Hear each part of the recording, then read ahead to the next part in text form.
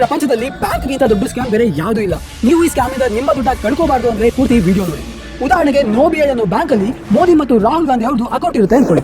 ಮೋದಿ ಅವರ ಅಕೌಂಟ್ ಅಲ್ಲಿ 5,000 ಇರುತ್ತೆ. ಹಾಗೆ ಫ್ಯೂಚರ್ ಬೇಕಾಗಬಹುದು ಅಂತ 10 ಲಕ್ಷ ಫಿಕ್ಸ್ ಡೆಪಾಸಿಟ್ ಅಲ್ಲಿ ಇಕ್ಕಿರ್ತಾರೆ. ಹಾಗೆ ರಾಹುಲ್ ಗಾಂಧಿ ಅಕೌಂಟ್ ಅಲ್ಲಿ 2 ಲಕ್ಷ ಇರುತ್ತೆ. ಆದ್ರೆ ಫ್ಯೂಚರ್ಗೆ ಅಂತ ಏನು ಇಕ್ಕಿರಲ್ಲ. ಹಾಗೆ ರಾಹುಲ್ ಗಾಂಧಿ ಅವರು ಕಾರ್ ತಗೋಬೇಕು ಅಂತ ಒಂದಿನ ಬ್ಯಾಂಕ್ ಅಲ್ಲಿ 7 ಲಕ್ಷ ಲೋನ್ ತಗೋತಾರೆ. ಈಗ ಬ್ಯಾಂಕ್ ಏನ್ ಮಾಡುತ್ತೆ ಅಂದ್ರೆ ಮೋದಿ ಅವರು ಫ್ಯೂಚರ್ಗೆ ಅಂತ ಇರೋ 10 ಲಕ್ಷ ಫಿಕ್ಸ್ ಡೆಪಾಸಿಟ್ ಇಂದ 7 ಲಕ್ಷನ ರಾಹುಲ್ ಗಾಂಧಿ ಅವರಿಗೆ ಲೋನ್ ಅಂತ ಕೊಟ್ಟು 14% ಇಂಟ್ರೆಸ್ಟ್ ಇಸ್ಕೊತಾರೆ. ಆದ್ರೆ ಮೋದಿ ಅವರಿಗೆ ಮಾತ್ರ ಬರೀ 7% ಅಷ್ಟೇ ಇಂಟ್ರೆಸ್ಟ್ ಕೊಡ್ತಾರೆ. ಹೀಗೆ ಬರೀ ಲೋನ್ ಕೊಡೋದು ಅಷ್ಟೇ ಇಲ್ಲ, ಬೇರೆ ಬೇರೆ ಸ್ಟಾಕ್ಸ್ ಅಥವಾ ಮ್ಯೂಚುವಲ್ ಫಂಡ್ಸ್ ಹಾಗೆ ಕಂಪನಿಗಳಲ್ಲಿ ಕೂಡ ಡೈರೆಕ್ಟ್ ಆಗಿ ಇನ್ವೆಸ್ಟ್ ಮಾಡ್ತಾರೆ.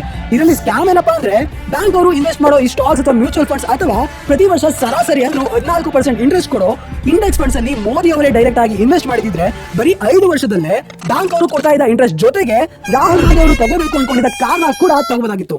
ನಿಮ್ಗೆ ವಿಡಿಯೋ ಇಷ್ಟ ಆದ್ರೆ ಲೈಕ್ ಮಾಡಿ, ಹಾಗೆ ಇದೇ ತರ ವಿಡಿಯೋಗಳನ್ನ ಮುಂದೆ ನೋಡೋದಕ್ಕೆ ಫಾಲೋ ಮಾಡಿ, ಚಾನಲ್ಗೆ ಸಬ್ಸ್ಕ್ರೈಬ್ ಮಾಡಿ.